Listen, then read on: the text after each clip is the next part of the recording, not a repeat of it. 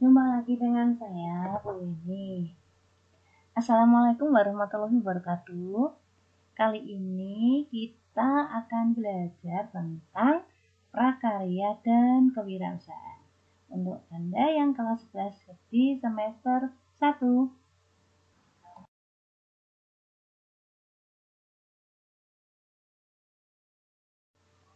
Nah, sebelum kita melanjutkan materi ini, terlebih dahulu kita akan melakukan kelas balik dulu ya. Jadi, kata entrepreneur itu berasal dari bahasa Perancis yang artinya orang yang berani mengambil risiko dan memulai sesuatu yang baru. Jadi bersifat inovasi, ya, inovatif begitu.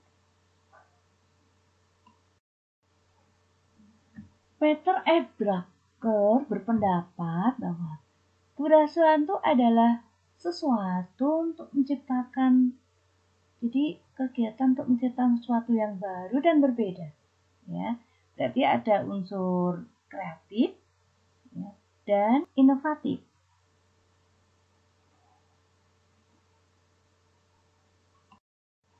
Di sini kita perlu mengubah apa yang disebut dengan pola pikir. Mengapa? Agar kita mampu memiliki sifat-sifat seorang wirausaha. Nomor 1 adalah jujur dan tekun.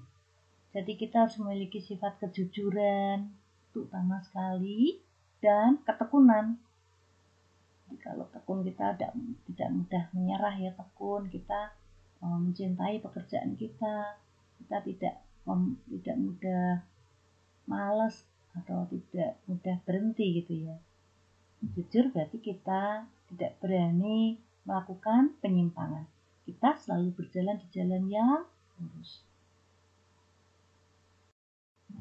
Yang kedua adalah rasa percaya diri. Nah, ini penting sekali untuk seorang wirausaha itu harus, kalau singkat PD ya, PD itu percaya diri. Mantap. Nah, yang ketiga adalah kita harus berani mengambil risiko. Ya, jadi kita jangan ada rasa ragu-ragu atau takut-takut. Nah, kita harus mantap, kita harus berani mengambil risiko. Yang tentunya sudah kita perhitungkan bahwa itu tidak membahayakan bagi kita, artinya itu kan usaha baik gitu.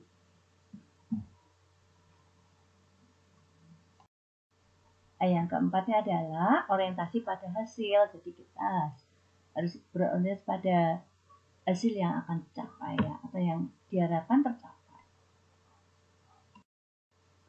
Yang kelima adalah kepemimpinan.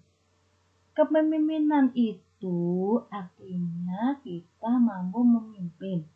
Minimal kita mampu memimpin diri kita sendiri, mampu mengelola diri kita sendiri, memanage diri kita sendiri.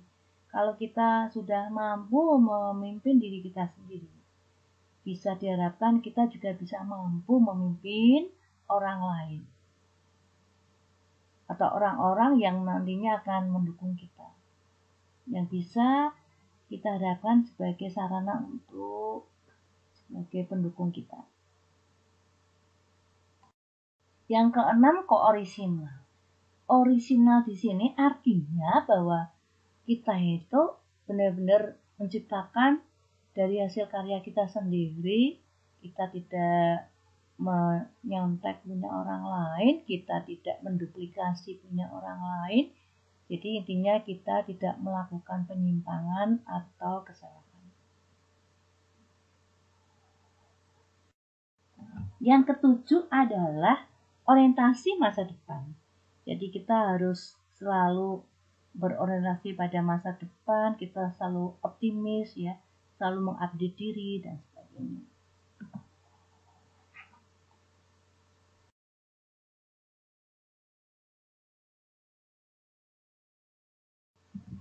Berikut adalah manfaat dari seorang wirausaha. Itu yang pertama adalah menampung tenaga kerja. Jadi dengan adanya kreator, inovator, menciptakan lapangan kerja, jadi dia berjasa bisa menampung tenaga kerja yang berlebih. Ya. Jadi kalau banyak sekali para pengusaha atau wirausaha, tenaga kerja itu tersolusikan. Ya. Jadi mereka mendapat lapangan pekerjaan. Gitu. Manfaat yang kedua adalah masyarakat akan hidup efisien dan sederhana. Jadi karena mereka tahu benar bagaimana jiwa seorang wirausaha itu bagaimana seperti apa, akhirnya mereka kayak kena virus gitu ya, tapi virus positif, virus untuk bisa hidup efisien, jadi nggak boros, jangan sampai, aduh, ini seharian aku kok nggak ngapa-ngapain, aku nggak ngerjain apa-apa, ya, itu boros berarti ya, nggak efisien ya, jadi jangan sampai kita merasa tidak efisien, kita merasa benar-benar kegiatan itu yang kita lakukan sudah benar gitu.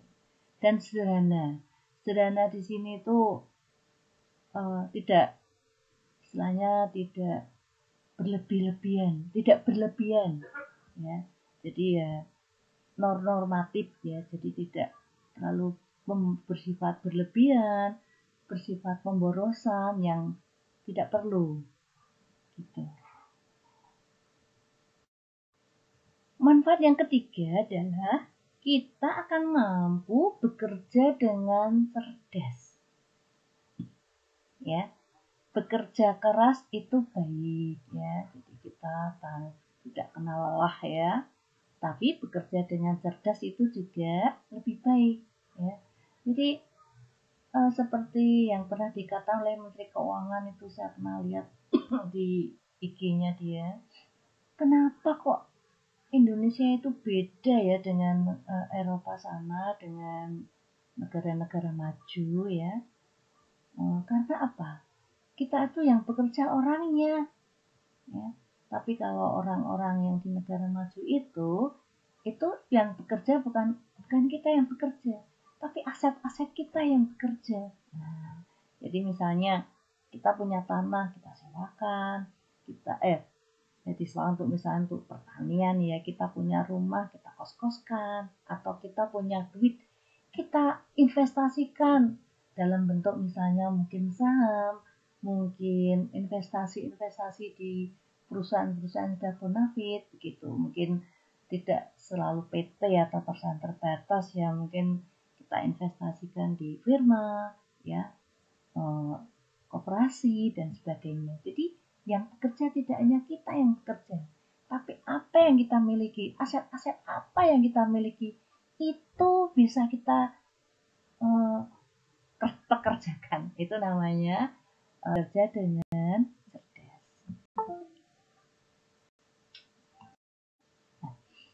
Di kelas 11 semester 1 ini, Anda diharapkan untuk mampu berkreasi dan mampu membuat perencanaan produksi, termasuk perhitungan titik impas ya, atau break even point yang disingkat BEP ya, dari berupa kerajinan dari bahan limbah berbentuk bangun datar.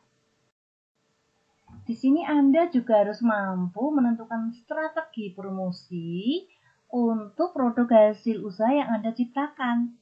Jadi kita tidak sekedar menciptakan, oh ya udah yang penting aku bisa ngerjain ini, aku bisa buat ini, aku bisa produk ini. Tidak sekedar hanya itu, tapi Anda juga harus mampu gimana nanti pemasarannya, nanti promosinya bagaimana agar produk kita itu dibeli oleh orang lain, dikenal oleh orang lain ya. Jadi bisa diterima oleh orang lain. Jadi kita juga orientasi pada selera orang lain ya. Jadi kalau kita misalnya kita masak, jangan berpikiran kalau kita misalnya jualan makanan ya, kita harus tahu orang-orang tuh yang suka tuh cita rasanya seperti apa toh. Nah, misalnya orang-orang sukanya tuh kalau Semarang tuh kebanyakan rasanya agak manis tapi nggak terlalu asin gitu ya.